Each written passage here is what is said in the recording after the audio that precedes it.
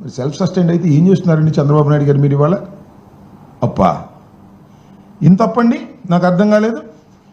భయంకరమైనటువంటి అప్పు తీసుకొస్తున్నారు ఇవాళ మీరు.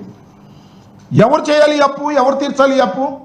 52,000 కోట్ల రూపాయల అప్పు తీసుకొస్తున్నారు ఇవాళ మీరు. అప్పుల గురించి ఏమన్నారండి మీరు? అదే చంద్రబాబు నాయుడు గారు అనుభవజ్ఞులు మీరు. 4వసారి ముఖ్యమంత్రిగా ప్రమాణ స్వీకారం చేశారు. జగన్మోహన్ రెడ్డి గారు అప్పు తీసుకొస్తుంటే ఏమన్నారు? ఇది శ్రీలంక అయిపోద్ది అన్నారు. అప్పులతో మునిగిపోతుందన్నారు. అప్పు చేయటం తప్పు అన్నారు.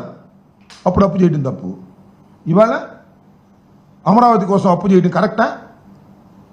ఎంత అప్పు చేస్తున్నారండి మీరు? 52,000 కోట్లు. ఏడీబీ బ్యాంకు నుంచి 15,000 కోట్లు, కేఎఫ్డబ్ల్యూ నుంచి 5,000 కోట్లు, హట్కో నుంచి 21,000 కోట్లు, సిఆర్డీఏ కమిట్ అయిన అప్పులు మరొక 21 కోట్లు, మొత్తం 52,000 కోట్ల రూపాయలు మీరు తీసుకొస్తున్నారు. ఇది ఎంతవరకు సమంజసం? సరే తీసుకొస్తున్నారు. ఈ 52,000 కోట్ల రూపాయలు మీరు ట్రాన్స్పరెంట్గా ఖర్చు పెడుతున్నారా?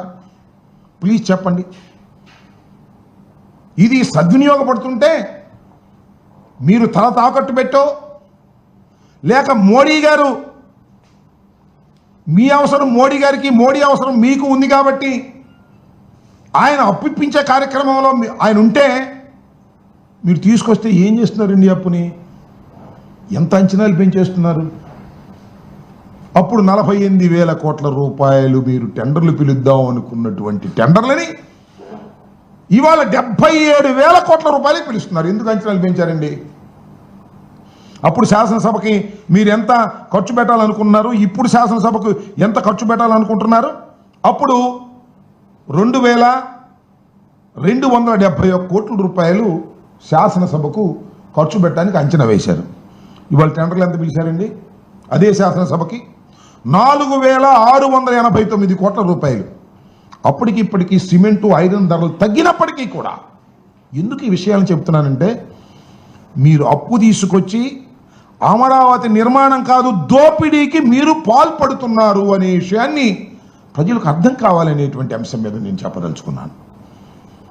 ఈ రకంగా అరే జాతీయ రహదారులు 20 కోట్ల రూపాయలండి కిలోమీటర్కి. ఇవాళ ఎంత అండి? అక్కడ 50 కోట్ల రూపాయల కిలోమీటర్కి. దోచేద్దామనే, కాంట్రాక్టుల ద్వారా దోచేద్దామనే, అంత దోపిడీ చేయాలనేటువంటి దృక్పథం తప్ప అమరావతి లాంటి ఒక మహాపట్టణాన్ని నిర్మించాలనేటువంటి చిత్తశుద్ధి మీకు లేదు. కమిట్ అయిపోయారు, దాని నుంచి బయటికి రాలేకపోతున్నారు. దీనివల్ల రాష్ట్రం తీవ్రమైనటువంటి సంక్షోభంలో పడబోతుందనేది నా అభిప్రాయం. ఇవాళ ఏమీ లేదండి రాష్ట్రంలో. సంక్షేమ కార్యక్రమాలు లేవు, అభివృద్ధి కార్యక్రమాలు లేవు. అమరావతినే మొత్తం డెవలప్ చేసేస్తే ఆంధ్రప్రదేశ్ అంతా డెవలప్ అయిపోద్ది అనుకుంటే ఏమి లాభం చెప్పండి?